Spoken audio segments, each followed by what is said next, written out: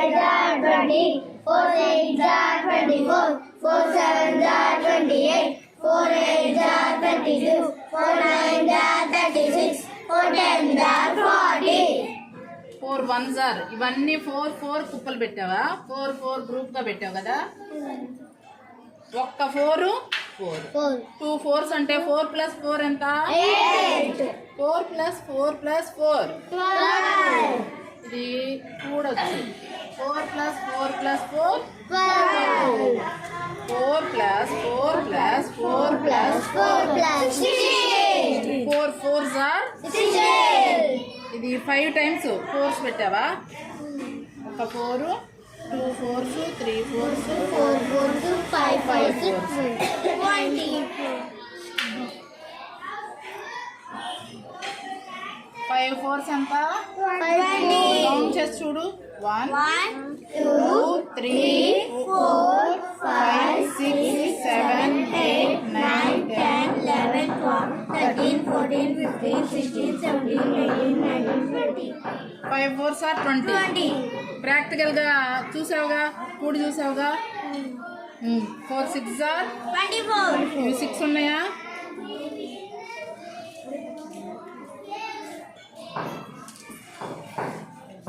Count చేయి.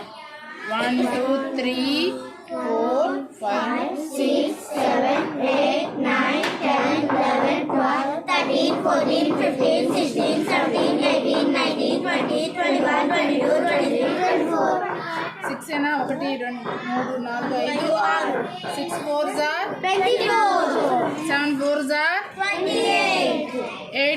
8 ఉన్నాయా? 1 2 3 4 5 6 7 8 4s are 32. ఇది కూడా కౌంట్ చేస్తారా?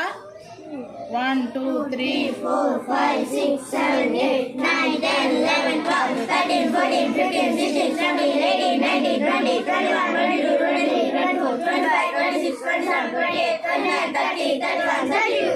8 4s are 32. 9 4s are 36. 10 4s are 40. ఇది కూడా ఒకసారి కౌంట్ చేయండి. 1 2 3 4 5 6 7 8 9 10 11 12 13 14 15 16 17 18 19 20 21 22 23 24 25 26 27 28 29 30 31 32 34 35 36 37 38 39 40. 10 4s are 40. 4 టేబుల్ ఇలా కూడుకుంటే అవి వస్తాయి అనేది మీరు తెలుసుకోవాలి. ఇలా పక్క పక్కన పెట్టి 4 4గా విభజించుకుని ఎన్ని 9లు ఉన్నాయో అప్పుడు టేబుల్తో గబాల్ని ఇలా కౌంట్ చేయకుండా టేబుల్ వస్తే తొందరగా చెప్పేయచ్చు. ఏదైనా ఇంట్లో కౌంట్ చేయవలసి వచ్చింది అనుకో, ఇలా విభజించుకున్నాం అనుకో, 4గా విభజించుకున్నాం అనుకో, 10 4s వస్తే మీ ఇంట్లో మల్లెపూలు పూసినాయి, మల్లెపూలని కౌంట్ చేయాలి. ఎన్ని పూలు పూసినాయి, వాళ్ళు ఎన్ని పూసినాయి, రేపొద్దున ఎన్ని పూసినాయి, లేకపోతే కనకాంబరం పూలు పూసినాయి. ఇక్కడ మల్లెపూలు, ఈ కనకాంబరం పూలు మీ దగ్గరే పూసినాయా? ఎన్ని పూసినాయా? 4 4 4 4 అలా పెట్టుకున్నాం అనుకో, 10 వస్తే ఏమనుకుంటాము? 10 4s are 40. ఏమైనా పూసలు లెక్క పెట్టాలి. పూసలు కూడా ఇట్లా గ్రూప్స్గా పెట్టుకుని టేబుల్ చదివేసుకుంటే తొందరగా కంప్లీట్ వచ్చేస్తుంది. ఓకే, ఇంకోసారి 4 టేబుల్ చెప్పమ్మా.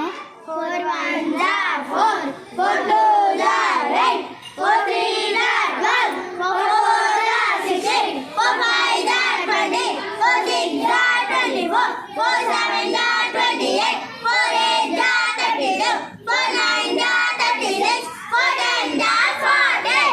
ఓకే, అందరూ చూడకుండా చెప్తారుగా? చెప్తామండి. రాయండి, మీ నోట్స్లో రాసి చెప్పండి. ఓకే.